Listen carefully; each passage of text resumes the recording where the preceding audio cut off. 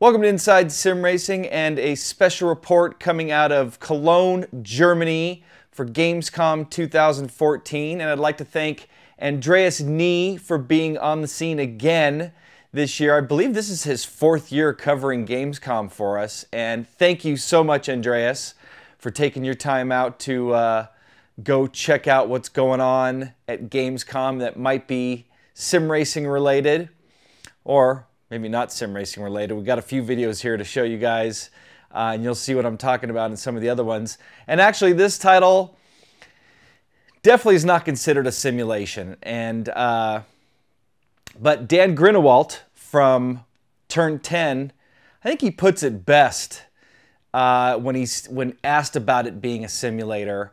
And so, speaking of which, Andreas Nie caught up with Dan Grinewalt of Turn 10, talked to him about Forza Horizon 2, talked to him a little bit about Forza Motorsport, the Forza Motorsport franchise as well, and got some footage of it. Actually, it looks like the same exact demo that was being played at E3, so going to show you that while he's talking to him, and you get to hear what Dan had to say about Forza Horizon 2. Here they are. So once again, it's Gamescom 2014, and once again, I'm here with Dan Grinewalt from Turn 10 and Microsoft, and we're looking at Forza Horizon 2.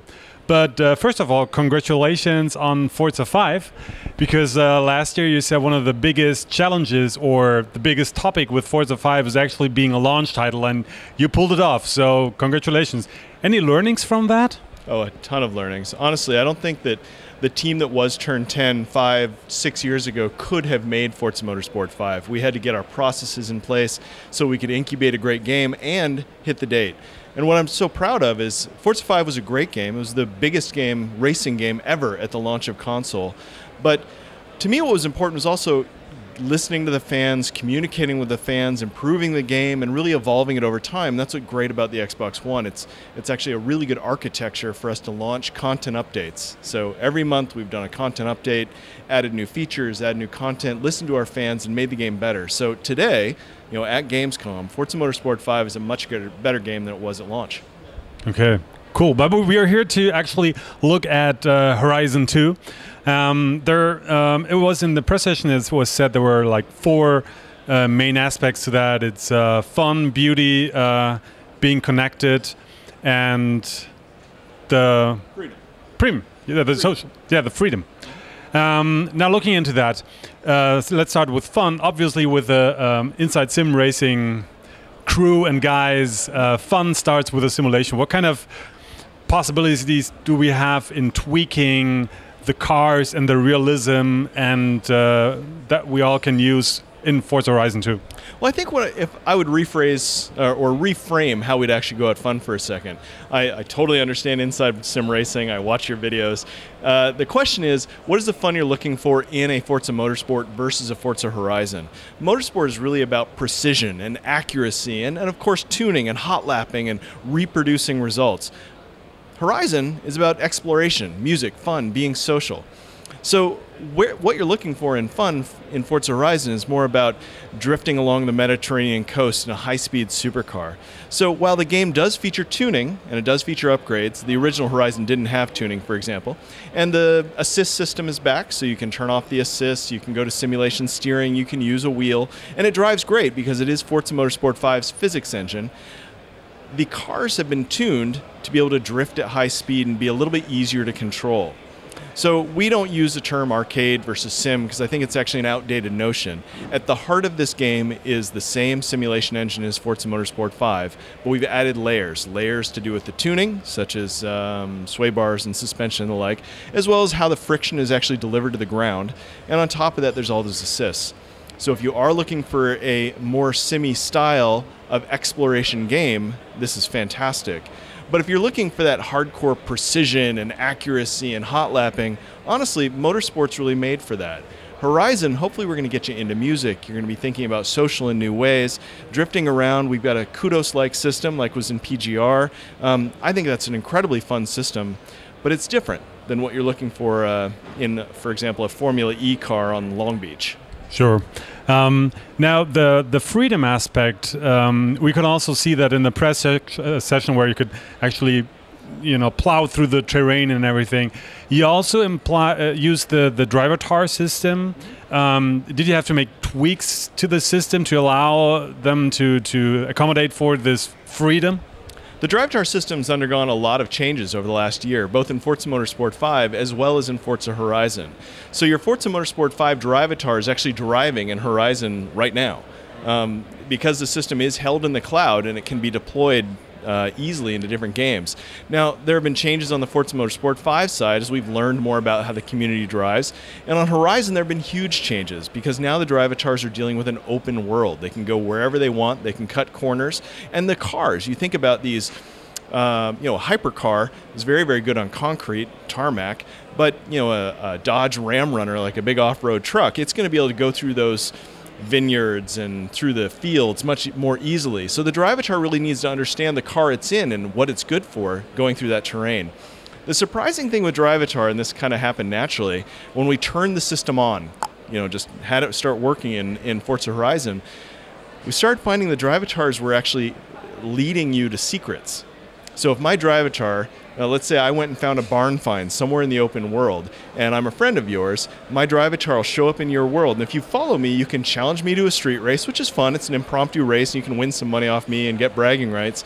But if you follow me, I might lead you to that barn find, to a secret in the game.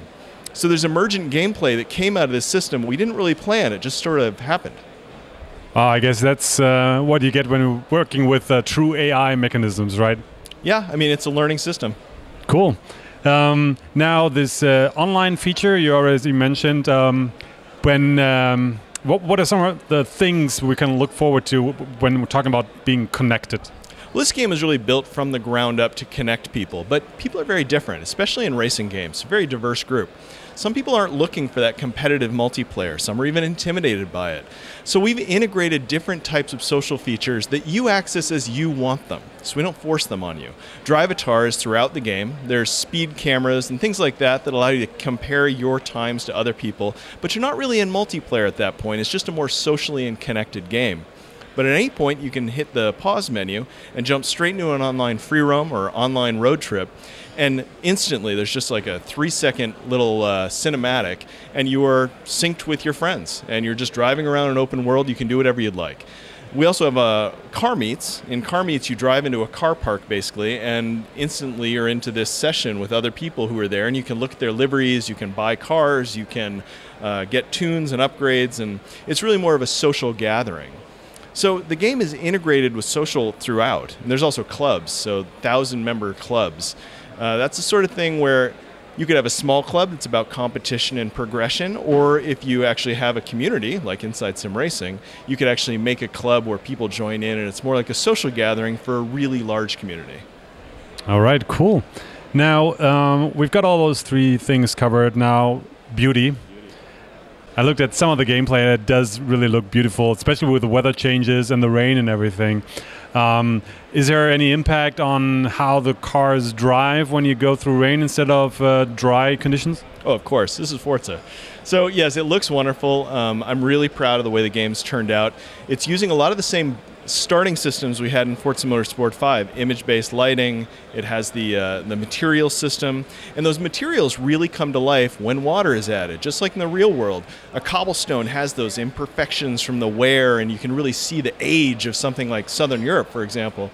You add water, it becomes shiny. You get the reflections off the cars, and the reflections get kind of perturbed by those imperfections. So a lot of the things that made Forza 5 look so amazing make Forza Horizon look incredible. I mean, really come to life. But yes, it is a Forza, so when you're driving on the wet, you're going to feel more slip angle in the tires. You're going to have reduced friction. When you drive through puddles, you feel the difference. And then it's going to dry out. So there's physically based materials, but it's also physically based water, right? So the puddles are going to form, they'll affect how it drives, and then sun comes out, water dries out, pavement gets half wet, and then eventually gets fully dry. Yeah, that's actually one of the things I noticed. It's not on or off condition in this game because you were driving through, the sun was coming out, as you said, and then the street was drying but it wasn't really drying all the way, so you could see the reflection in some parts on the street, and on others it looked really amazing. So looking very forward to that. All right, so we can expect Forza Horizon 2 by the end of the year. I think September 30th is the date. It's September 30th in North America, and then here in Germany on October 2nd, and rest of Europe October 3rd. All right, cool. So we can very much look forward to that. Thanks, Dan, for this little insight on Forza Horizon 2.